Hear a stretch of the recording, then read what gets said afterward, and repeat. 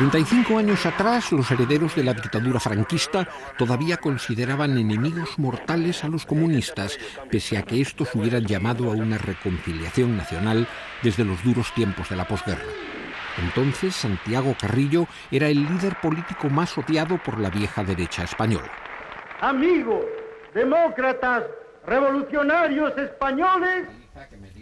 Hoy, tras haber jugado un papel esencial en la transición a la democracia, el Partido Comunista casi ha desaparecido, integrado en Izquierda Unida. Y Carrillo, retirado de la política, es una figura respetada por todos como último referente histórico de la izquierda española.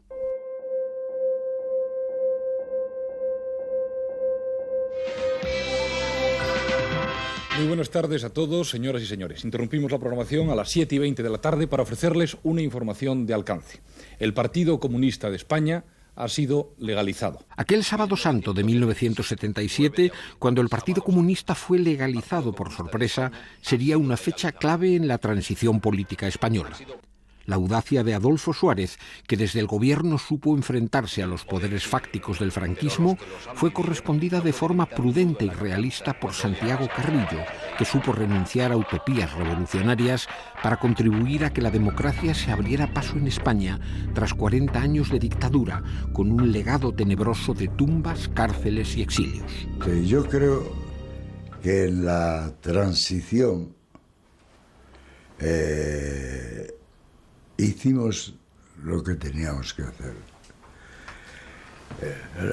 Era un momento en que la división en lo que había sido el campo franquista abría una brecha por la que se podía salir hacia un sistema democrático. Y creo que aprovechamos esa brecha para salir hacia un sistema democrático. Ahora, yo nunca he participado del criterio de que la transición fue modélica y que puede ser un ejemplo para los demás. Veíamos en ese momento claramente que heredábamos un Estado que era el de Franco y pensábamos que era necesario crear un bloque de fuerzas que suficientemente sólido para romper eso. Una especie de frente democrático en el que participase Suárez, el PSOE y nosotros, que durante años se dedicara a limpiar el terreno en este país. Eso no lo logramos. No lo logramos y me parece que esa ha sido una de las cosas que ha influido en que el aparato de Estado y las instituciones que han pesado tanto en la historia de España, como por ejemplo la Iglesia, pues hayan seguido teniendo la fuerza que tienen. Las cunetas siguen llenas de cadáveres de víctimas de los crímenes del franquismo. ¿Esa impunidad ha sido de alguna manera consecuencia de la transición política en España? En una primera fase sí. En una primera fase la brecha por la que nos colamos era tan estrecha que si en ese momento planteamos una política de responsabilidades de la dictadura hubiera podido durar yo no sé cuántos años. ¿Hay una deuda sin pagar con las víctimas del franquismo? Creo que quien debía condenar el golpe militar Y la dictadura franquista de hoy sería el Parlamento de este país. En una declaración solemne, que el Estado anulara las condenas que dictaron los tribunales militares franquistas, rehabilitando a las víctimas de esas condenas, que el Estado asumiera la tarea de desenterrar las fosas y dar sepultura civil o cristiana, según las ideas, a todas las gentes que fueron asesinadas en esa época, y que el Estado reconociera el papel, el Parlamento reconociera el papel de la resistencia antifranquista.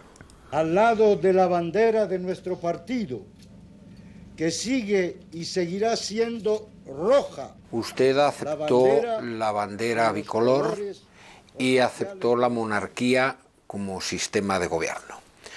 Todos estos años después, ¿sigue usted considerando que la monarquía es el sistema político ideal para España? No, el sistema político ideal para España pues sería una república social. Una república social, sí, pero en las condiciones de España, mire usted, si hubiera habido república, primero hubiera durado lo que un pastel a la puerta de una escuela, porque el 23F, si hay una república, la república desaparece.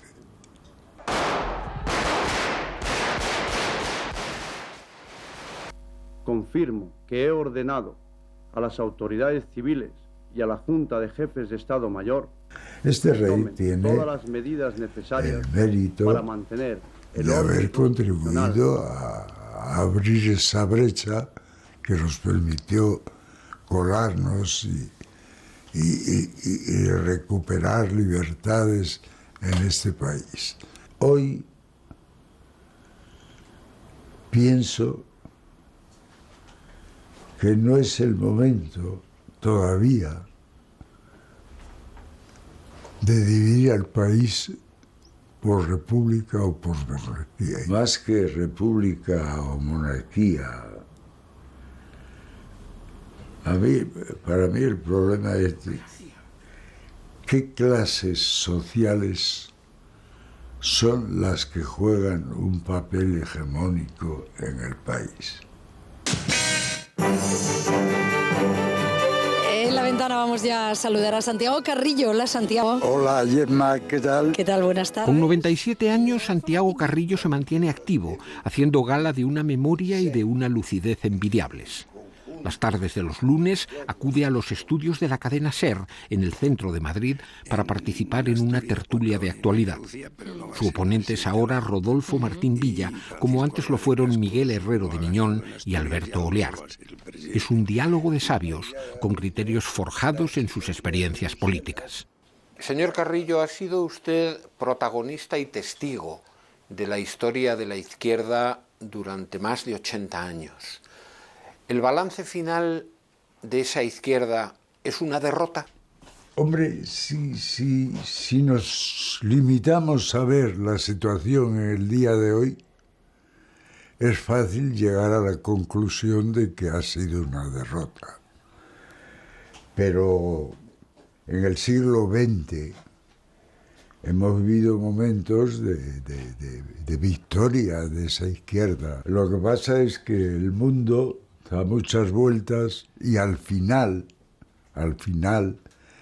nos hemos encontrado con un mundo en que el sistema financiero, el juego de los mercados,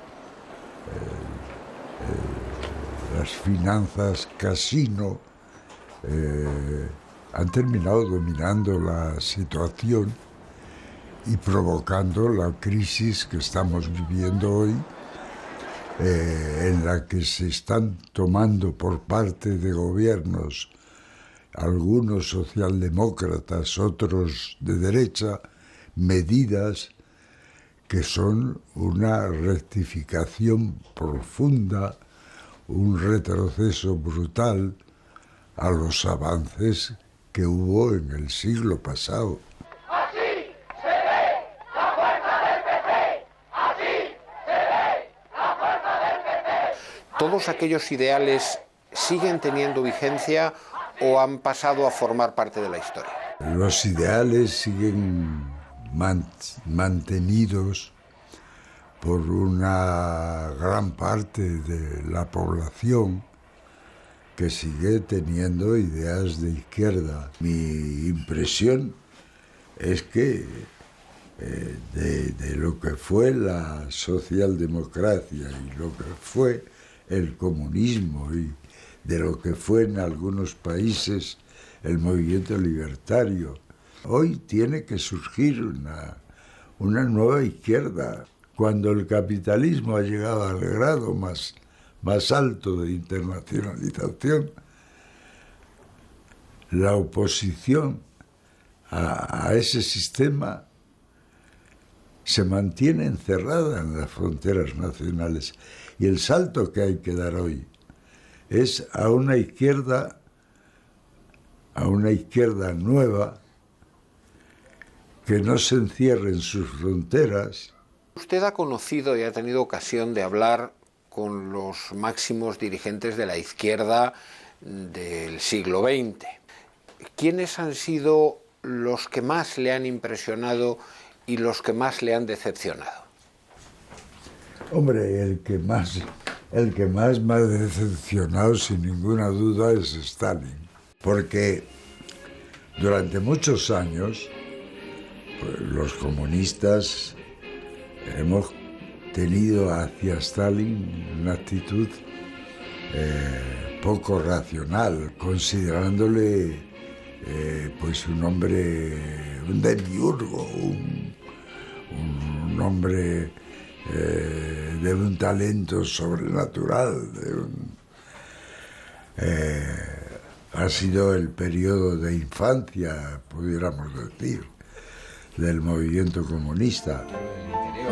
Testigo de los años más duros del siglo XX y protagonista de algunos de los momentos trascendentales de nuestra historia, Santiago Carrillo contempla el futuro desde una amplia perspectiva. Un futuro que se anuncia difícil y adverso para los anhelos tradicionales de la izquierda. Que el sistema capitalista está en una encrucijada en la que se ve forzado a borrar todas las concesiones que ha hecho en el pasado y a promover políticas profundamente antipopulares y antiobreras, incluso a poner en peligro las libertades democráticas, a vaciar de contenido la democracia.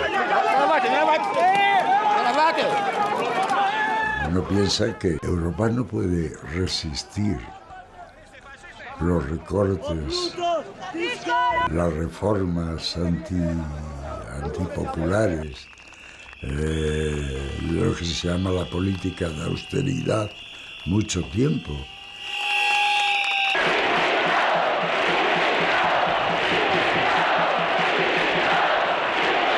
Y puede haber estallidos populares revolucionarios. Yo creo que en este momento el sistema financiero está jugando con fuego y los políticos que hacen lo que quiere el sistema financiero están jugando con fuego. Por ejemplo, en nuestro país es clarísimo.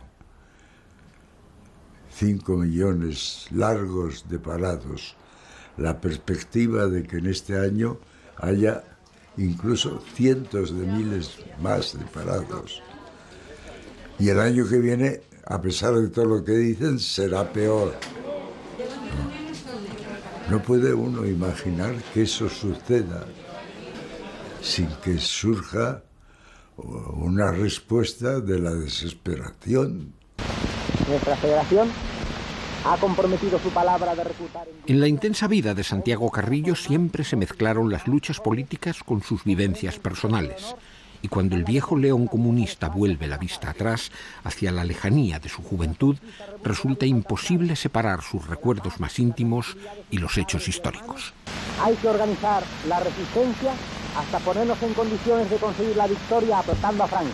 Santiago, ¿ha llorado usted alguna vez por razones políticas?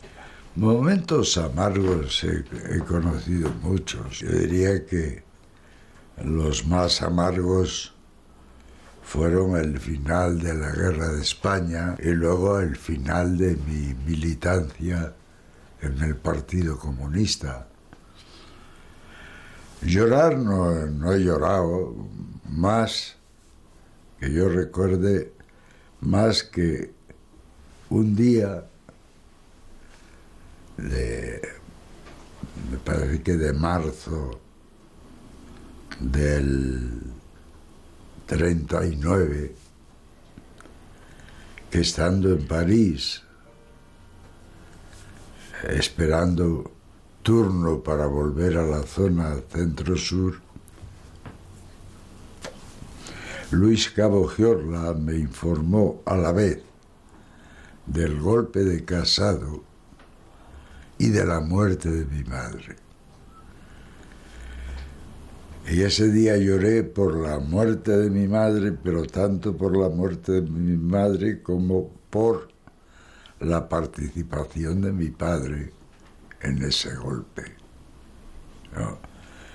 Desde entonces no recuerdo haber vuelto a llorar.